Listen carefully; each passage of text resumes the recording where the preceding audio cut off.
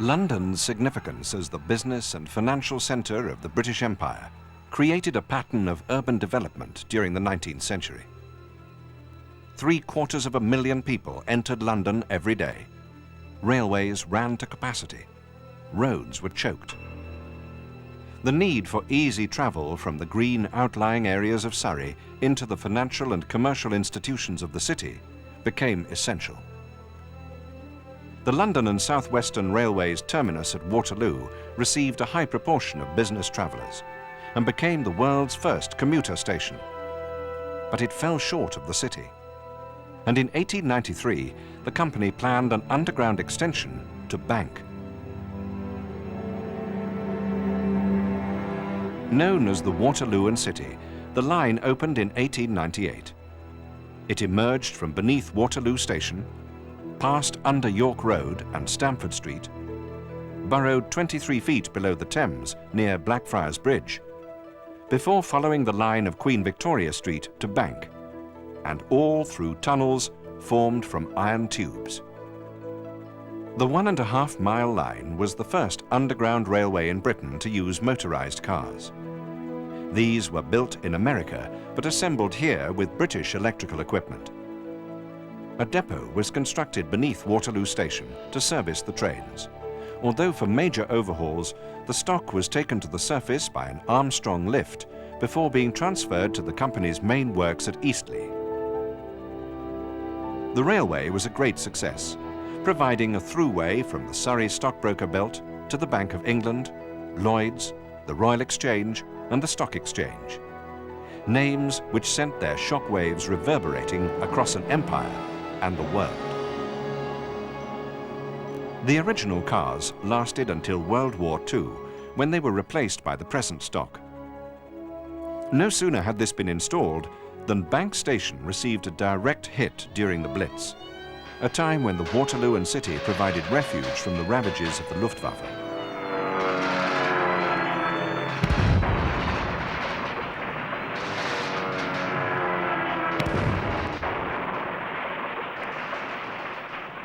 The system also achieved fame in 1960 with the Travelator, Europe's first moving pavement. This replaced the long, wearisome, sloping foot tunnel, which formed the exit at Bank, and from which the line derives its name, the drain.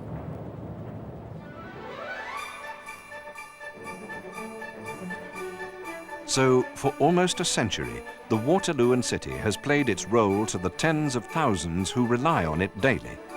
But its trains are noisy and uncomfortable by today's standards, and unable to cope with the continuing increase in commuter traffic, which pours 12 million people into the drain during peak periods each year.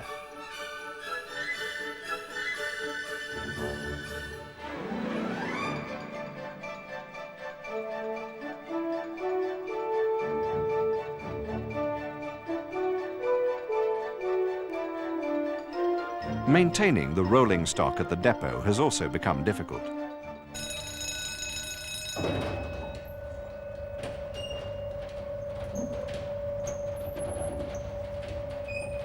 The Armstrong lift being dismantled as part of the extensive alterations at Waterloo in readiness for the Channel Tunnel trains. Some refurbishment did take place following the formation of Network South East in 1986. Our livery was applied to trains and stations, along with terrazzo tiled platforms and VDU information equipment. But these were cosmetic improvements, pending total route modernization. And now, the drain is to be transformed.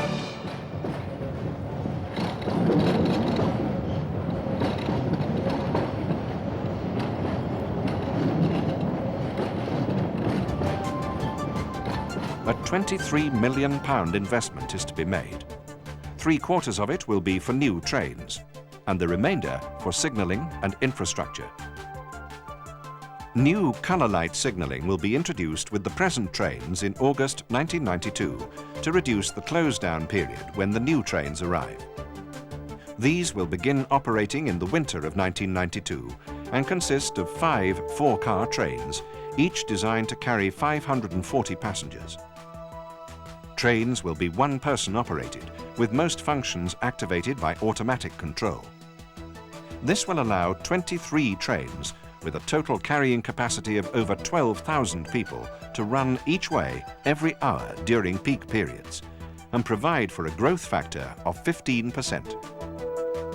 The trains will be made up from 10 driving motor cars with cabs and current collectors, known as A-types, and 10 driving motor cars without cabs and shoe gear, known as B-types. Each two-car unit will be semi-permanently coupled to give formations of 4 cars, with A-types at each end and Bs in the middle. These exciting 21st century aluminium-bodied trains will have wide doors for easier access, larger windows, and improved decor, heating and ventilation. A superior ride will be achieved by using an airbag suspension system which adjusts to passenger load. A high-quality public address system will be provided with 8 speakers per car and digitized speech announcements. And should an emergency arise, customers can communicate with the operator via a passenger talkback facility. The line will be modified to conform with the rest of London Underground, and an aluminium 4th rail will be laid. The new trains will feed energy back into the power supply by regenerative braking, in which current is produced by the traction motors.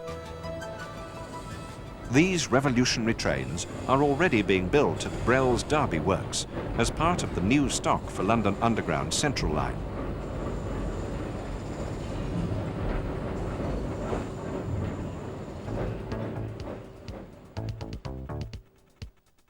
The existing signalling, which includes a lever frame at Waterloo, is to be replaced by an automatic train control system, which has 3 elements.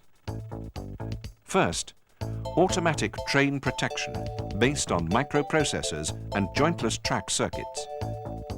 These will ensure safe operation by monitoring speed, movement, and the location of other trains.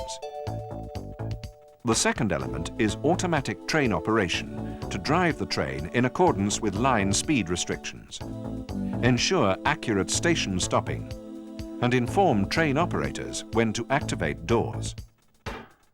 And thirdly, automatic train supervision, which controls the timetable. A computer-based central control system will route check trains automatically according to the timetable, modifications being programmed as necessary. This system will communicate with signals via local site computers. VDUs will provide the control center with a view of the entire system, enabling information for passengers and staff to be given centrally, so reducing delays and allowing disruptions to be dealt with effectively. Trains will also have a control monitoring system to aid fault finding, record defects as they occur, and relay information to the maintenance depot. In the tunnel, Blackfriars Curve and the entrance to number 2 platform at Bank are being realigned to accommodate the new stock. Whilst at Bank crossover, the tunnel wall needs to be cut back. This can be achieved by reducing the cast iron ring flanges, which, characteristic of the Victorians, were built greatly over strength. The old stock will be removed by an access off Spur Road at Waterloo, which will also allow the new trains to enter. Once inside, these will be fully maintained in the depot without recourse to outside workshops, and the site will incorporate a clean room to service electronic equipment. At Bank, the Waterloo and City will connect with the new Docklands Light Railway Terminal, in addition to the existing Northern and Central lines. Whilst at Waterloo, it will interface with the proposed Jubilee Line extension.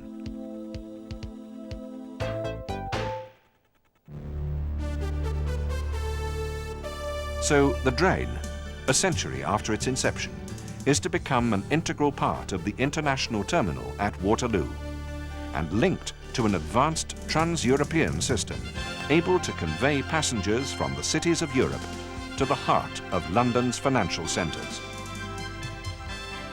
The new Waterloo and City Line will match Europe's most advanced metro systems and take Network Southeast's philosophy of total route modernization one vital step further, so fulfilling our commitment, the satisfaction of our customers.